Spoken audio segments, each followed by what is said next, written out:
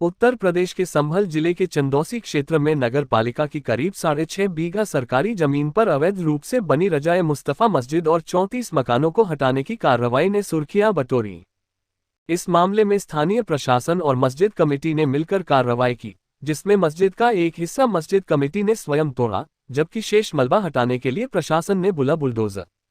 इस कार्रवाई का नेतृत्व चंदौसी के सर्किल ऑफिसर को अनुज चौधरी और उपजिलाधिकारी एसडीएम विनय कुमार मिश्रा ने किया।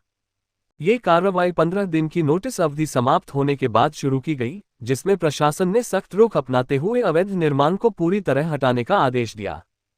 पृष्ठभूमि और नोटिस की प्रक्रिया संभल जिले के चंदौसी कोतवाली क्षेत्र के लक्ष्मणगंज इलाके में वारिस नगर में नगर पालिका की 6.5 बीघा जमीन पर रजाए मुस्तफा मस्जिद और 34 मकानों का निर्माण अवैध रूप से किया गया था। इसकी शिकायत मिलने के बाद जिला प्रशासन ने मामले की जांच शुरू की। जांच में पाया गया कि यह जमीन नगर पालिका की संपत्ति है और उस पर बिना अनुमति के निर्माण किया गया। इसके बाद संभल के जिलाधिकारी डीएम राजेंद्र पेंसिया ने चंदौसी तहसील प्रशासन के माध्यम से मस्जिद कमेटी और मकान मालिकों को नोटिस जारी किया। नोटिस में 15 दिन के भीतर अवैध कब्जा हटाने का निर्देश दिया गया था। नोटिस की अवधि समाप्त होने के बाद मस्जिद कमेटी ने स्वयं मस्जिद के कुछ हिस्से को तोड़ना शुरू किया। 18 जून को कमेटी ने करीब 1 दर्जन मजदूरों को लगाकर मस्जिद का ध्वस्तीकरण शुरू किया।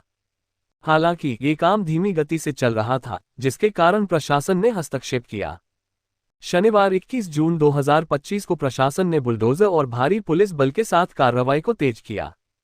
बुलडोजर कार्रवाई और प्रशासन की भूमिका 21 जून को सुबह चंदौसी के एसडीएम विनय मिश्रा और को अनुज चौधरी एक प्लाटून प्रांतीय सशस्त्र कांस्टेबुलरी पैक और रेलवे सुरक्षा बल आरआरएफ की टुकड़ी के साथ 2 बुलडोजर लेकर मौके पर पहुंचे।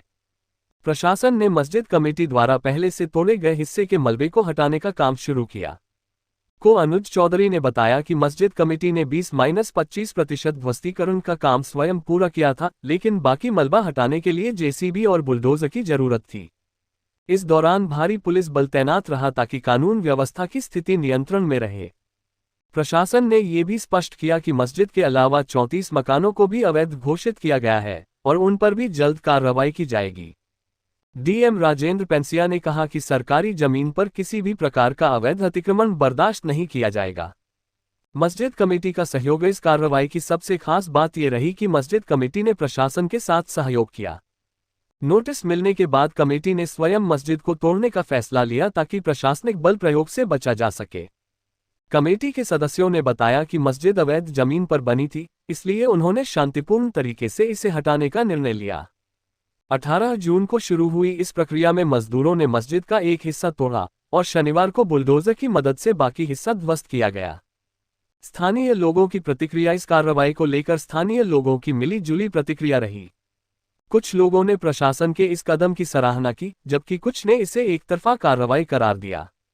मुस्लिम समुदाय के कुछ लोगों ने आरोप लगाया कि प्रशासन ने जमीन की नाप जोख में गड़बड़ी की, लेकिन मस्जिद कमेटी के सहयोग के कारण उन्होंने शांतिपूर्ण तरीके से कार्रवाई का समर्थन किया। अन्य धार्मिक स्थलों पर भी कार्रवाई ध्यान देने योग्य है कि संभल में अवैध अतिक्रमण के खिलाफ प्रशासन का अभियान केवल मस्जिद तक सीमित नहीं है। हाल ही में इस्लामनगर चौराहे पर एक शनिदेव मंदिर और कई दुकानों को भी बुलडोजर से हटाया गया। इसके अलावा बहजोई मार्ग पर एक दरगाह और मंदिर के हिस्से को भी अतिक्रमण के कारण तोड़ा गया।